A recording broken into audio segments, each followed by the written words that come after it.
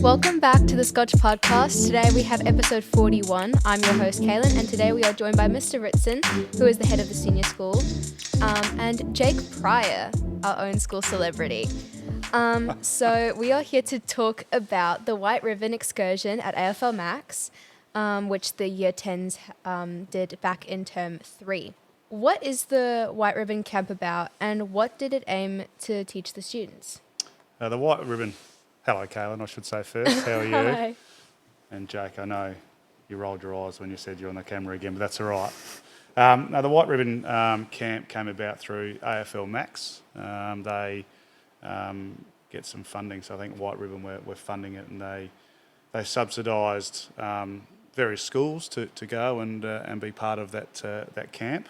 And it was an overnight 24-hour camp that happens at AFL Max, run by the educators that are there. And I guess it was about creating awareness around what White Ribbon is and how conversations can help improve, violence against women, essentially. And it's about starting it at a young age. So, we talk about men and violence, but we need to start having those conversations earlier. So it was about creating an opportunity to get a bunch of people together to do that, and they were guys and girls, so it was everyone. It wasn't just targeted at young men. We had a co-ed camp over AFL Max, and it was great. For me, I suppose, obviously doing the camp, I think it was probably a great way to engage students in learning about these issues and the importance of that, just mainly because of the way it was run. I think, we certainly got higher levels of engagement because of the activities and things that we did to learn about the issues, as opposed to just sitting in a classroom learning about them.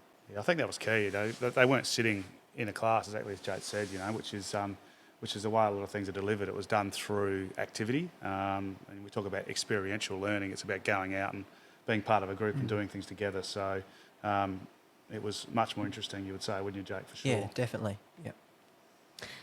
So could you tell us about some of the activities that we did? Yeah, there was a lot. There was we sort of rotated through a number of different activities. A lot of them were sort of group dynamic sort of based activities where you're working together, and some of them were working on communication and communication types. There was one, the rock climbing one, I found really interesting. Yes, that was it was good, wasn't it? So yep. They sort of had to climb up the wall, but there was things stuck on the wall. There might be statements about or violence or behaviours that were happening, and then each of the people climbing, they had to categorise them into various buckets. Do you remember what those categories were? I think they were healthy and unhealthy relationships, and there was one other, but I forget what it was. Yes. Yeah. So it was a way for people to start to identify, I guess, if this behaviour or this action is happening, is that an unhealthy one and one you need to be aware of? Again, just making all of us a bit more aware about what we need to look out for. So it was good. It was good fun, and then there was plenty of free time as well. So they were running around, playing in what AFL Max offers as well. So it was excellent. Yeah, and another activity that we did, I remember that had a good impact, was the footy activities, where we were kicking the footy into targets and doing things like that. And eventually we got a letter and we made up a word, which I think, if I'm wrong, was fries, because we were talking about consent. Yes. And so it was freely given, reversible, informed, enthusiastic and specific. So that was just a good way of remembering the acronym and really good to engage all of us in that, because it's an important topics, and I think the way that they ran it was really engaging. Yeah, and I think the great thing for me was, you talked about that acronym that they used and some of the terminology that was being used throughout that camp. We hear it all the time here at Scotch. So there was such good overlap between what we're doing here throughout our programs and what the students were hearing at AFL Max during the camp. So it just reinforced to me that the stuff we're doing at Scotch here is excellent, and it was just great for them to get out and do it in a slightly different way. Yeah. Since the camp was at AFL Max, do you think that it would be important to know how to play footy or kick a footy? Not really. Obviously, I have kicked a footy many at a time. I used to play. Don't anymore. I love watching the footy. But I think you could go into that camp not really knowing much about it. It wasn't a high pressure environment. It was everyone sort of got around it, had a bit of fun. You definitely didn't have to know how to play it. I mean, it did help, but it was good to be able to get around it and enjoy those moments as well as the serious ones too. It was a good combination. I love my football, so I kicked about 1,000 footballs over that for 24 hours. That was great. You didn't quite get into the target at the end. I could have won a bag of footballs for the school if it was target, but I missed it. But no, certainly not. There was people there who had no football ability at all, and it wasn't geared around AFL as such. It was more about using that facility and what it's got there to I guess push across some of those points we've talked about already. So you didn't have to be able to kick a ball at all. But we kicked lots. It was good. So we're gonna play a little game called Red Flag, Green Flag, which is pretty self-explanatory. I'm gonna give you a few characteristics and traits in people, and then you're gonna tell me if you would say those are red flags or green flags, and kind of just explain your reasoning. So the first one is they enjoy pineapple on pizza. I'll go green because you can. It's up to you. Doesn't matter. If you like pineapple on pizza, go for it. I reckon. I'm not a fan though. See, I disagree. I used to have pineapple on pizza, but people can have what they like. But for me, it's a red flag. You can't have pineapple on pizza. It just doesn't go. It is a hot debate, the pineapple. When you ask them what they want to eat or drink, they always respond with, "I don't know, you pick." Red flag for me. Make a decision, please. Come on, let's just make this easy. Tell me what it is that you would like, and let's move on. So, yeah, make a decision. Yeah, I agree. Too much time wasted. You decide your own drink. I don't have to decide that. Yeah, so definitely red flag too. Yeah, They only ever wear silly socks. that's green. Love it. Yeah, go for it. I've got a couple of good mates who they got crazy socks and they're renowned for it. So yeah, Green flag for me too. I've got a few silly socks myself. For Christmas, I've got some elf ones, like from the movie Elf. I've got some guitar ones and some other ones too. So definitely green flag for that one. I think So I fitting. did order some crown socks from Archie Ryan last year from 9 at Scotch, but actually I never received them. Right, Archie, So get on they're that. on my bucket list. They can't go a day without coffee. red flag. Coffee can't. I love my coffee, and I have one most days. But there's more to life than just having a coffee. In saying that, though, I did have a coffee the other day. I know this is totally off topic. I'm sorry, but it's a bit of a shout out to. He's an old scholar, old collegiate. He owns the other Ostrich, I think it's called. It's a cafe, and the best coffee I've had in Adelaide. So if I had that coffee available every day, go for it. But no, red flag.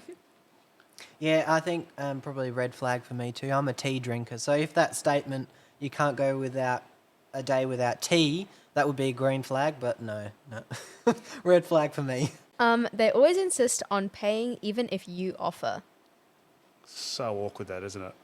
No, not you. Yes, me. No, nah. I'm not fussed, to be honest.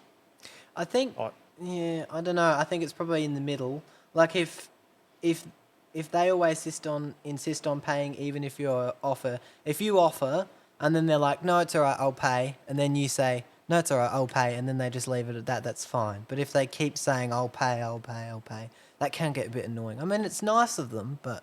It is. It's a nice offer. If it comes from a good place, I think green. Yeah. I don't know. I actually don't know whether that's red or green. So we're going to call that a beige flag. We'll go Yeah, beige. yeah, Yeah. beige. Yeah. They put the toilet roll where it hangs over, not under. It is you know what? It's a great question. I like over. Me too. Agreed. Agreed. Yeah. Over is the way to go. Over. Under, it's not a red flag because, it doesn't really matter, does it? But, over is better.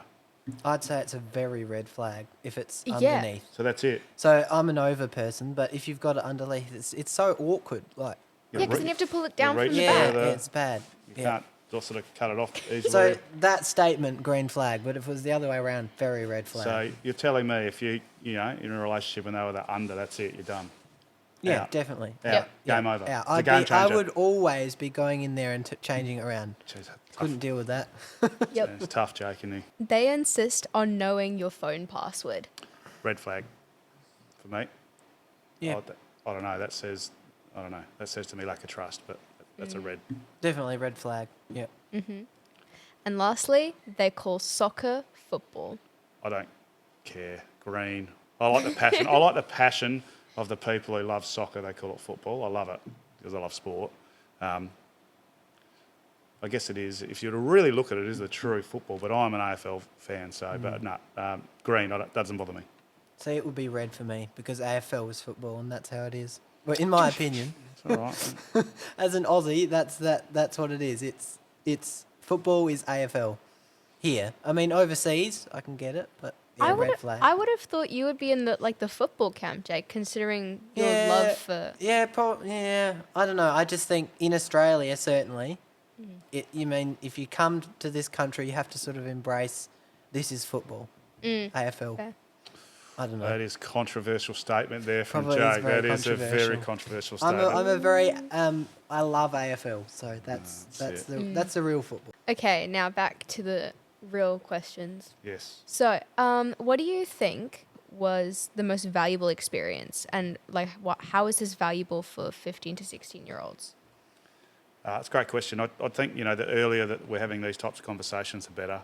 The earlier we educate and talk about what a healthy relationship looks like, and yes, I know white ribbon is generally around violence towards women, but, it's really important that we're having conversations about what any relationship looks like in any dynamic, and the sooner we can recognise that and understand it, then the better, our students will be, they'll be more equipped when they leave school, and we talk about making contributions and positive contributions to the world, and this type of program, although delivered differently, just allowed for more conversation in that space, and hopefully open their eyes a little bit more about what that looks like. Yeah, I think definitely for our age group, I think it's a very important conversation to have because, sometimes, and also the way they did it was very valuable because often, sitting in a classroom learning about these things, it is important, and there's a certain percentage of people that would, take that on and understand that. But having this extra program to really have a focus around that, I think was really important. And, the way they ran it was really engaging, and I think, everyone went away with a better understanding than when they came in. What was your overall highlight of the camp? My highlight was it was an opt-in, so this wasn't a compulsory camp, so people chose to go. So we had 50 students who did go, and if I looked at the spectrum of the students that were on this trip, it wasn't one particular type of student, I suppose. It was like the full spectrum of what the types of people and personalities that we have at Scotch that chose to go on this trip, and it was great to see them in that space having those conversations and involved in those activities and engaging with each other in an environment that allowed for that. So that, for me, that was a highlight for sure. Me too. I also I enjoyed the airbag thing where you could jump in, and also the trampolines and everything. That was always good fun. Yeah, they had a good scope for having fun as well. Yeah, the downtime was good, wasn't it? Yeah, You got to play a lot as well, which was also great in terms of that ability to sort of hang out with people and just be part of what was going on. So yeah, it was amazing. Yeah, it was a great experience, I think, and very valuable for everyone involved in it. Yeah. Great. Well, that's all that we have for you today. Thank you so much for joining us. And that's the end of our podcast episode. Come back for the next one. Let's go.